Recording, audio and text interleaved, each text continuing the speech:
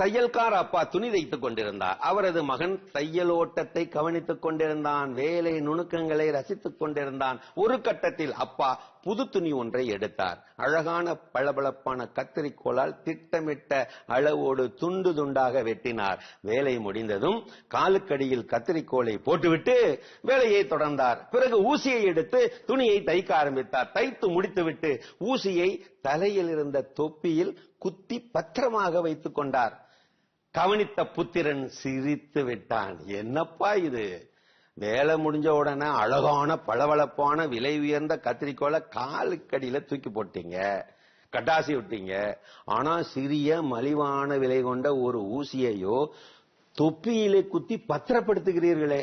ஞான அறிவொளியூட்டினார் அந்த தையல்கார அப்பா. மகனே, கத்திரிக்கோள் அழகானதுதான், பளபளப்பானதுதான், விலை உயர்ந்ததுதான். ஆனால் அதன் செயலோ வெட்டுவது, பிரிப்பது. ஊசியோ சின்னதுதான், மலிவான விலை கொண்டதுதான். ஆனால் அதன் செயலோ வெட்டுவதல்ல, ஒட்டுவது, பிரிப்பதல்ல, சேர்ப்பது. அதனால் தான் ஊசிக்கு அவ்வளவு பெரிய மதிப்பு. உனது மதிப்பு உருவாக்கத்திலா அல்லது உருவத்திலா? இது கவியரசனின் இணையதள கவிதை. இரவு ஒரு கத்தரிக்கோள் இன்றையையும் நாளையையும் வெட்டுகிறது. மனம் ஒரு தையல் ஊசி விடிந்ததும் இன்றையையும் நாளையையும் வெட்டியதே தெரியாமல் தைத்து விடுகிறதே. நல்ல சிந்தனை இல்லது. ரத்தத்தினால் பிணைக்கப்பட்ட உறவுகளை கூட வெட்டிவிடும் வலிமை கொண்ட ஒரே ஆயுதம் கத்தரி அல்ல, கட்டுக்கட்டாய் பணம். ஊசியை போன்றது துரோகம். நீ மற்றவர்களை குத்தும் போது சுகமாக இருக்கும், உன்னை மற்றவர்கள் குத்தும் போது கொடூரமாக இருக்கும்.